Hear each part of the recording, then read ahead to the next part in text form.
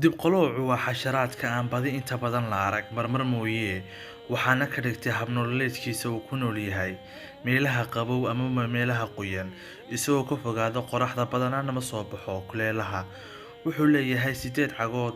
Waxaa adduunka ka jira qiyaastii 2,000 oo nooc oo dib-qalooc ah. Dib-qaloocu badankoodu waa sun, maadaama qanjirka sunta ahi ku yaala dhamaadka dabada.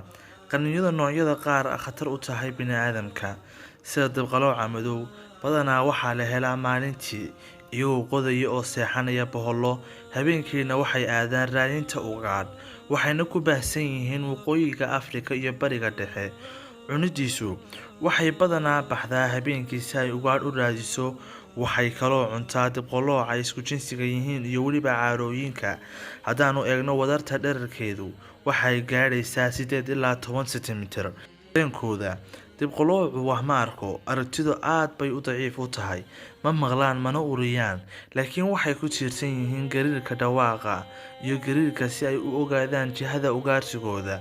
Dib-qalooca madow wuxuu u nool yahay kaligiis, suntiisu waxay ku kooban tahay dheecaamo. Qaar ka mid ah dib-qaloocu waxay ku nool yihiin gobollo qoyan, waxaa laga helaa gobollada kulaylaha, halka kuwa kale ay ku nool yihiin gobollada lamadegaanka qallalan. Waxay ku urursan yihiin meelaha qoyan, lamadegaanka iyo keymaha. Nooc kasta oo dib-qalooc ahi wuxuu leeyahay cimilo jilicsan.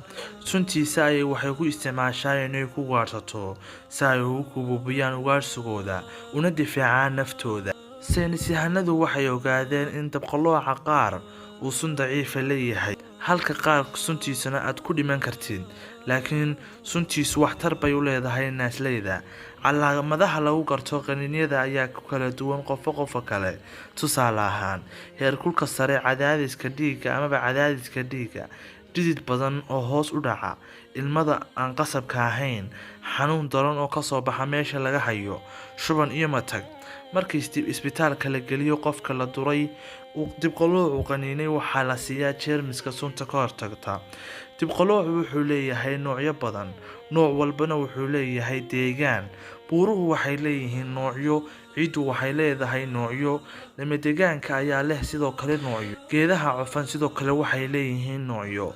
Sidoo kale beeralaydu waxay leeyihiin noocyo, aagaga cidlada ahna waxay leeyihiin noocyo kale. Waxqabadkeedu waxay ku korodhaa inta lagu jiro xilliga xagaaga iyo mararka kuleylka sii xoogaysto, maadaama ay tiradiisu sii kordhayso. Isugeynta iyo taranka waxaa lagama maarmaan ah in laga feejignaado godadka iyo dildillaacyada dhulka, maxaa yeelay waxay hoy u noqon karaan dib-qalooca barkooda. Waxay seexdaan maalintii oo waxay soo muuqdaan habeenkii si ay u raadiyaan cunadooda iyo xoogooda. Dib-qalooca ayaa laga yaabaa inuu qofka ku joogsado si fudud uusan arkeen, sidaas darteed waxaa laga maarmaan ah in laga fogaado socodka kabaha la'aanta ah. Taariikhda isbeddelka ah ee dib-qaloocu waxay dib ugu noqonaysaa 435 milyan oo sano. Badanaa waxay ku nool yihiin lamadegaanka, laakiin waxay la qaybsadeen xaalado badan oo deegaanka ah, waxaana laga heli karaa qaaradaha oo dhan marka laga reebo Antarctica. Waxaa jira in ka badan 2,500 oo nooc oo la sharaxay oo leh 22 qoys oo nool oo loo aqoonsan yahay ilaa maanta. Shirkadda Turkiga ee Halebeela ee loogu talagalay wax soo saarka biyoolojiga ayaa isku diyaarinaysa inay u dhoofiso sunta dib-qalooca oo ka mid ah dareerayaasha ugu qaalisan adduunka.